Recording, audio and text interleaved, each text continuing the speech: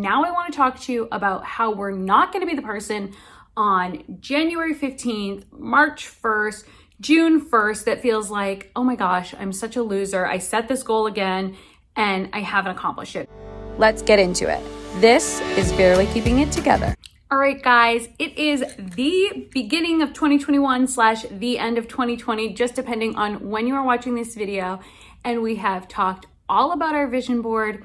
We've actually gone in and made a plan for our goals in Asana. And now I want to talk to you about how we're not going to be the person on January 15th, March 1st, June 1st that feels like, oh my gosh, I'm such a loser. I set this goal again and I haven't accomplished it, because I have been there. I have been the person who set the goal year after year after year and not accomplished that goal. But I have also been the person who set a goal and went out and did it. And there are a couple differences between how you can be those two different people while still being the same person, right? Like, I'm still the same me, but I've done it both ways. Now, if you guys are curious about how I accomplished my weight loss goal in 2020, I will link the video here. I talked all about that in an earlier video about how I lost the weight in 2020. And it's not just about the diet and exercise, but it's about the strategy that I put behind my goal setting and why I was able to accomplish a goal one year and not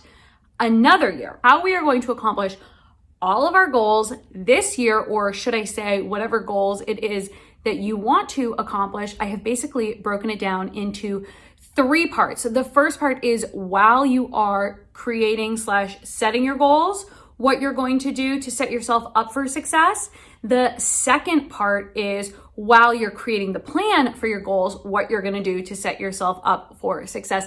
And then the third part is while you are actually taking action on your goals, what are you going to do to keep up the momentum and keep doing whatever it is that you're doing to strive towards the goals that you are reaching for. So we will talk about it sort of in a chronological order. And, this is the year we're going to do it. Like, we're done with 2020. There was good, there was bad, there was ugly, but we are going to get into the new and talk about how we're going to do that. So let's head over there and talk about all the things we're going to do to accomplish our goals in 2021. Now that we are in our first step, which is the actual goal setting, where we are creating the goals that we're going to work towards next year or whatever. If you're not watching this in the new year or around the new year, it can be whenever you're setting a goal. Goals don't have to be for the new year.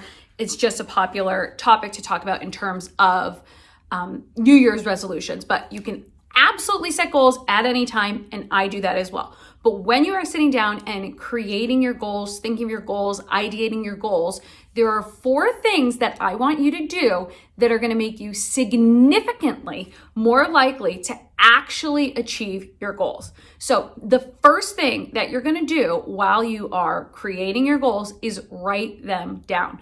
Believe it or not, but most people do not actually write down their goals, and they just think them, have a vague idea of what they are, etc., etc. If you write down your goals, you are 42% more likely to actually achieve them. So you want to tell yourself, remind yourself, and tell the universe what your goals are by writing them down. Now, in terms of this actually brings us to point number 2 that I have, which is that you need to get specific about your goals, right? So for example, a goal of mine is to grow my YouTube channel. So by the way, if you have not already, please give this video a thumbs up. It does so much for my channel, as well as subscribe to my channel. But anyways, a goal of mine is to grow my YouTube channel. It would not be very specific if I said, I want to grow my YouTube channel. A specific goal that I could say is I want 100,000 YouTube subscribers. Now, you guys, that is my goal. I want 100,000 YouTube subscribers. So getting specific about exactly what it is that you're looking for is going to make your goal so much more attainable, because you know exactly what you're working towards. Now, if you guys have not heard of SMART goals, it's sort of jibber jabber around society, the internet, all the places. It's what we reference as goals are specific, measurable, attainable, relevant, and time-based. Those are the qualities that you want to have in all of your goals, but I'm not going to talk about that because I think every other personal development person, goal setting person talks about that. If you guys want to get into it, leave me a comment down below and I'm happy to get into it further. But the third thing that I want to talk about in terms of when you are setting your goals is it is super important to define or figure out your why, and then second of all, connect with your why. Now, I did talk about this in some previous videos about morning routine, which I can link here if you are interested in finding your why. So to me, I was always very stressed about the concept of finding your why because it felt like this big, scary thing that it was almost like my why for living. And it just felt like, I don't know what my why is. I don't have a specific purpose in life that I can say everything I do is for this one specific why. So it felt very, very overwhelming to me. And then I realized that's not at all what people mean. And it just sounds a lot heavier than it is, but it's why you want to achieve or do this one specific thing. Okay, so let's bring it back to my YouTube channel. So why is it that I want to grow my own YouTube channel to 100,000 subscribers? Well, a good reason is that I want to be completely self-employed, and having 100,000 subscribers here on YouTube would allow me to grow my business in a way that was long-term sustainable as a self-employed entrepreneur and not have to have side hustles and all those other things. So really understand why it is that I want 100,000 YouTube subscribers besides it just being a vanity metric. Now, about your why, I'm gonna say it is imperative that you have multiple whys for all of your goals. Now, one of my favorite Peloton instructors talks about this all the time, but basically, your why is going to fail you because motivation is not always going to be there. And if you have multiple whys of what you're doing, then you can always go to your backup why. Now, a great example of this is my workouts. I have told you guys a million times that the reasons that I work out are for energy and for mental health. And then there is also like vain benefits as well, right? Like I love being in good shape. I want to be smaller. I want to be fitter. I want to look good in my clothes, all those sorts of things. So when I'm working out and I'm like, I'm doing this for energy, but I don't really have anything to do that day. Or if I'm just like feeling in a good place, like not stressed, it's not necessarily going to motivate me on those days. So having other reasons that I want to work out to, look good in a pair of jeans or to look good on a date or whatever the case is, that's going to motivate me when my other whys don't motivate me the way that I want them to. So I hope that that makes sense to you guys. But if you have multiple whys, also, I would love if you wrote them down, got very specific on what they are so that you can revisit them throughout the process of achieving your goals. Because you guys, if they wouldn't be goals if they were easy to achieve, it's going to take time. It's going to take, concerted effort over and over and over again if we're going towards our goals. So get specific on your whys and write them down just like you wrote down your goals so that you can revisit when your motivation is lacking. The fourth thing that I want you to do in terms of your goal setting is I want you to create a vision board or a vision video. I have both. So first of all, I did do a video that I will link down below if you're interested, all about how to create your best vision board. But basically, one of the reasons why a vision board is so imperative towards achieving your goal is we are cognitively only using 5% of our brain on a daily basis. That means that 95% of our brain power is through our subconscious mind. Now, if we can align our goals with our subconscious mind and say, hey, other 95% of my brain, I want to achieve these goals and get them on board, we are going to be 20 times more likely to achieve our goals if we get our subconscious on board. So I absolutely love my vision board. I have them all over the place, and it just makes sure that my whole self, not just my conscious self, is reaching towards my goals on a regular basis. Now, a vision video is extra motivation. I can link the video down below, but Erin May Henry, who is my coach, did a YouTube video all about creating a vision video. I have one. It motivates me on hard days. I think it's a wonderful thing to have. So if you have an extra day, a Saturday, you're feeling creative, you like creating videos, making a vision video is awesome as well. So just to recap, the 4 things I want you guys to do while you are goal setting to make you significantly more likely to actually achieve your goals are to write them down, get specific, connect with your why, and then to create a vision board or a vision video. Now we can get over to the planning portion of creating a plan to achieve our goals and what we can do there to make our goals so much more likely to become achievable. So now that we have figured out exactly what your goals are and you have that all in place, we have 5 steps for how you're going to actually make your goals come true this year when you are planning your goals. So the first step is you are going to take your final end result that you are looking to achieve and you're going to work backwards. So you're going to actually create a project plan step by step from the end result to where you are now, so you know everything that you need to do in between where you are now and the goal that you want to achieve. So what that could look like is, if I need to get 100,000 followers on YouTube, I probably need to increase my visibility by improving my thumbnails. I need to post more often. I need to maybe do some collaboration with other creators, those sorts of things. So I'm going to take my end result and work backward, create a project plan.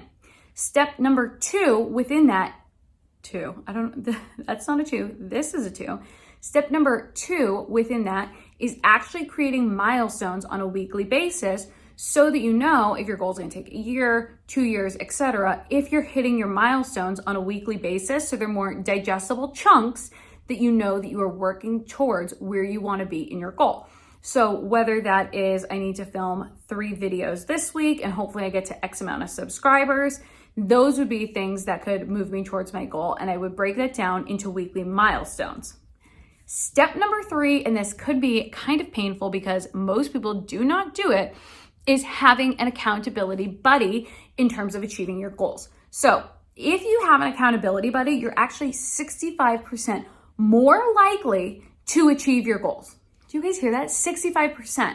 So why not just have the accountability buddy and make it easy on yourself?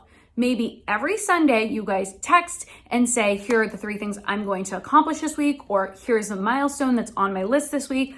And then on Friday, you guys text and say if you did or did not accomplish your goal. Now, that does not mean you have to hold that person accountable and say, why didn't you do it, this, that, and the other. No, those conversations might happen organically, but it does not mean that you actually do anything other than converse. And it's basically holding yourself accountable by speaking to somebody else on a weekly or regular basis with somebody else. Now, you can do this in person, you can set up a Zoom meeting, or you guys can just do texting, whatever is actually going to make you keep your word to your accountability buddy, that you guys will keep the communication going all year while you're working on your goals. So what I would suggest is having a texting accountability buddy relationship. So it is minimal effort and you have the accountability buddy. So you're 65% more likely to achieve your goal, but you're not stressing yourself out with like a weekly meeting in person, that kind of thing. Step number 4, we're going to do semi-frequent sprints. Now, what do I mean by this? I mean, there are times that you're going to do a little bit of work towards your goal every day, every week, etc. And then there's times where you're going to make big progress. And that big progress is going to motivate you so much when you're looking at your overall goal. Like, look, I built an entire website, or look, I filmed an entire course, or look, a good one would be I scheduled my workouts for the entire quarter. So an example of a sprint would be a weekend, a morning, an afternoon, a long weekend that you can spend an extended chunk of time doing work towards one project and just putting it all in, going all in on the dance floor, putting so much effort in and getting a lot of work done, so that then when you look back, you don't feel like, oh, I'm only making this incremental steps. You actually feel like you're making huge progress because you did a big sprint last weekend and you got your whole website live. Or you planned all of your workouts for the quarter so you know what you have to do and you don't have to, revisit all the workouts, those sorts of things. So you're going to schedule semi-regular sprints so that you can feel super accomplished, like you're actually getting towards your goals, which is going to be hugely motivating in actually achieving your goals. Now, step number 5 while you're planning your goals is to plan batching your goals. So if you're doing something like a YouTube channel like myself, which would be like maybe filming in a batch, maybe 1 week I sit down and film all of my videos for the quarter, or 1 day I sit and film all of my videos for the week, or something along those lines. Or if your goal is something business related, you could do all of your social media on 1 day. You could do all your interviews on another day. You could do all of your website stuff on another day. And by batching your work, should I say, it's going to allow you not to have to switch gears in your brain, and you're going to be more productive, because switching gears in your brain takes up mental headspace and it like wastes time in terms of your actual productivity day to day. So if you look at everything you need to do to accomplish your goal and you batch like things together, you're going to be able to get more out of your headspace in a faster period of time. So batch everything together. So that is it in terms of the 5 things you can do while planning your goals to make them a lot more achievable. Just to go over them, you're going to create a project plan working backwards. You're going to create weekly milestones in terms of your progress. You're going to have an accountability buddy. You're going to create semi-frequent sprints, and you're going to batch like tasks together. Now we can get into when you're actually working towards your goals, the things that you can do to make sure that you accomplish them. All right, you guys, now we are at the part of the process where you are actually doing the work and working towards your goals. But there are 3 things that you can do while you are doing the work towards your goals to ensure that you're actually going to achieve the goal that you are working towards. First, we are actually going to go back to the first thing we talk about, which is writing down your goals. As you are working towards your goals, I want you to write down the goals that you are working towards every single day. Put your pen to paper and write down in present tense what it is that you're working towards. So if we're going to use the YouTube example, I would write down, I have 100,000 YouTube subscribers every single day. That is reiterating it to myself, to my subconscious mind, and to the universe that that is something I am trying to make a reality. Again, you are 42% more likely to achieve your goals if you write them down. So why not do it every freaking day as you are working towards your goal? Number 2, you are destined to lose motivation. You are destined to forget why you are going after that goal. So you need to reconnect with your why. We wrote that down. Do you remember? We made a vision board. We even potentially made a vision video. If you watch your vision video, if you look at your vision board, and if you reread your why, or if there was a YouTube video that inspired you to why you wanted to do something, go watch that YouTube video again. You need to re-inspire yourself, invigorate that light within you that was the reason you decided to go after that goal in the first place. Just remember, why did you originally get into this, and just connect with it regularly, daily or weekly, so that you stayed motivated, because a goal is a hard thing to get to. It's going to take time. It's going to take effort. And I promise you, it is not always going to be fun. So reconnect with your why throughout the process to ensure that you are going to achieve your goals. Last thing that I want you guys to do while you're going throughout the process is identify and have a plan in place to deal with when you come up against limiting beliefs.